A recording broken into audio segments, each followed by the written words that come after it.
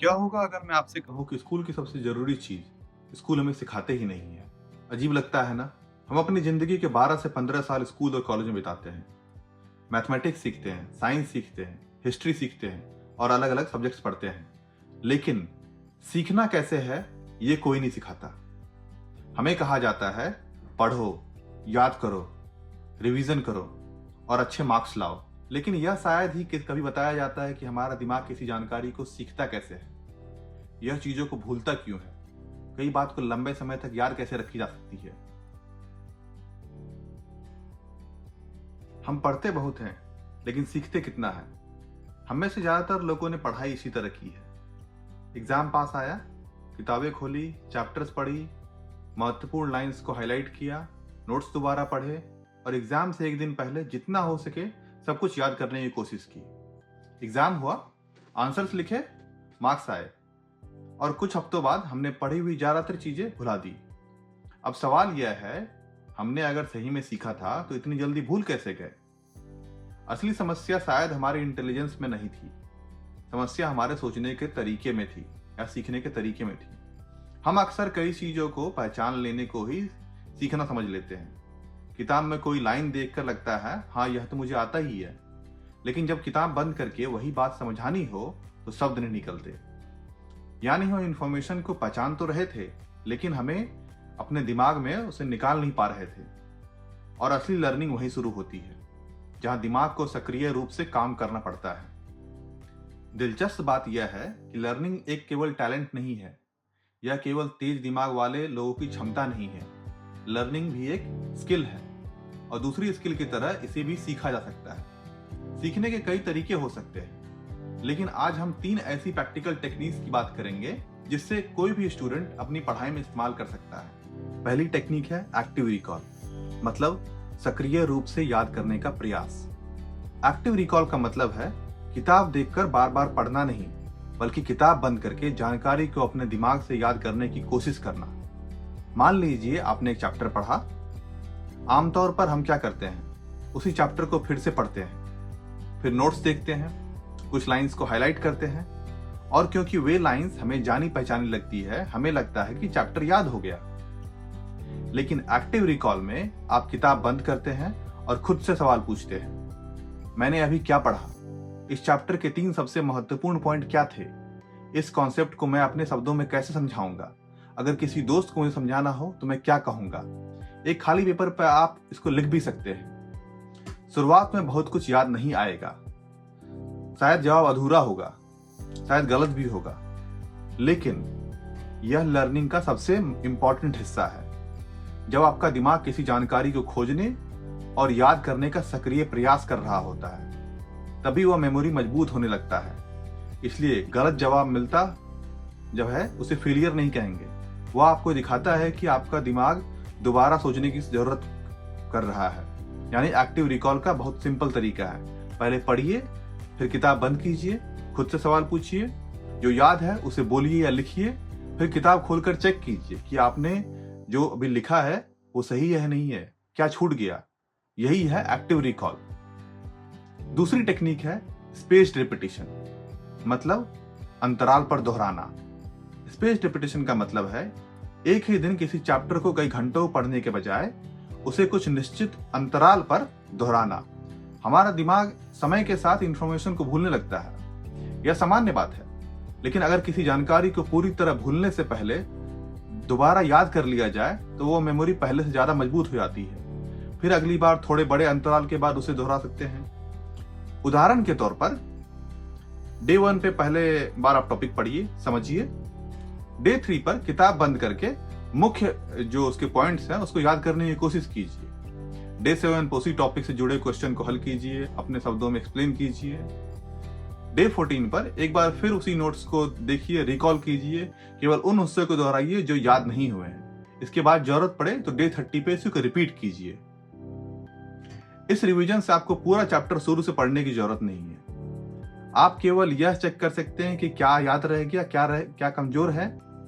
इससे 2 फायदे होते हैं।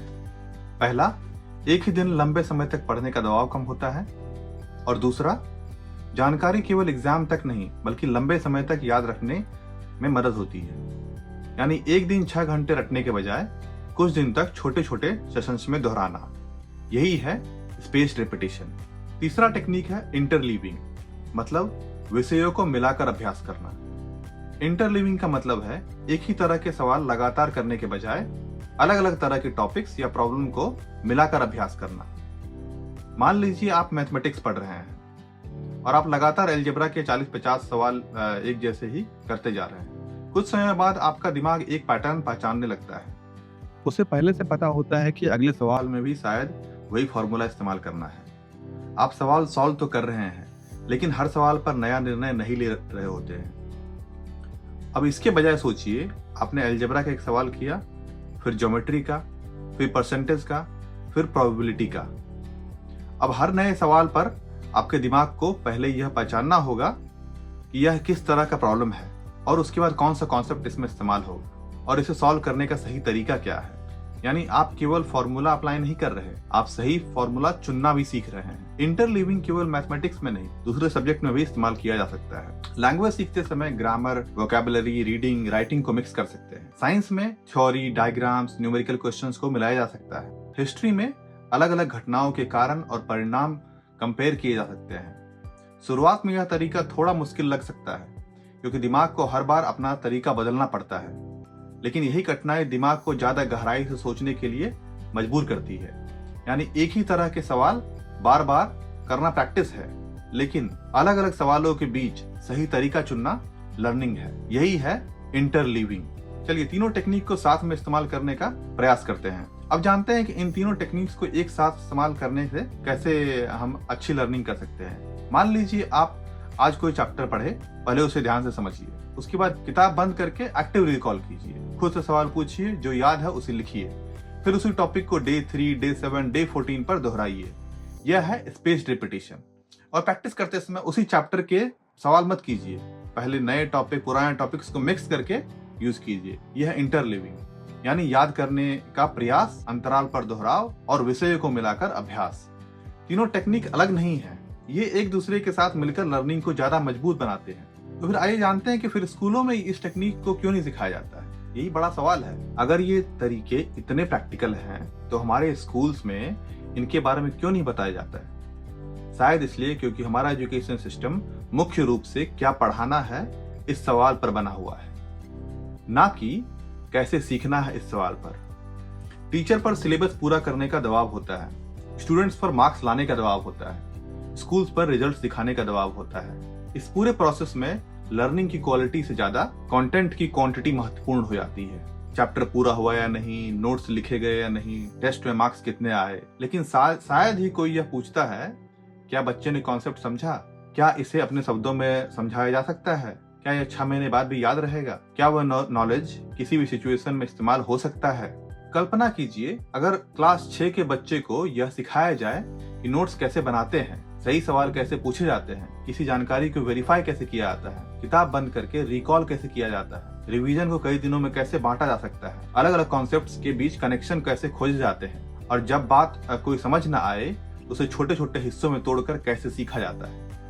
हो सकता है तब स्टूडेंट्स को पढ़ाई केवल प्रेशर ना लगे, वे अपने लर्निंग प्रोसेस को समझ पाएंगे। उन्हें यह महसूस ना हो कि अगर कोई चीज एक बार में समझ में नहीं आई हो तो वे इंटेलिजेंट नहीं है, बल्कि ये समझे कि सीखना एक प्रोसेस है और सही टेक्निक के साथ उस प्रोसेस को बेहतर बनाया जा सकता है। एजुकेशन का उद्देश्य केवल हमें जानकारी देना नहीं होना चाहिए, क्योंकि जानकारी बदलती रहती है, बुक्स बदलती रहती है, टेक्नोलॉजी बदलती है, जॉब्स बदलते रहते हैं, लेकिन जो इंसान सीख गया वह हर बदलाव के साथ खुद को दोबारा तैयार कर सकता है। इसलिए शायद स्कूलों को सबसे महत्वपूर्ण सब्जेक्ट मैथमेटिक्स, साइंस या हिस्ट्री से पहले ये होना चाहिए, सीखना कैसे है। क्योंकि जिस दिन कोई इंसान सीखना सीख जाता है, उस दिन उसकी एजुकेशन कहीं खत्म नहीं होती है। क्या आपको स्कूल या कॉलेज में कभी एक्टिव रिकॉल, स्पेस्ड रिपीटिशन या इंटरलीविंग के बारे में बताया गया था?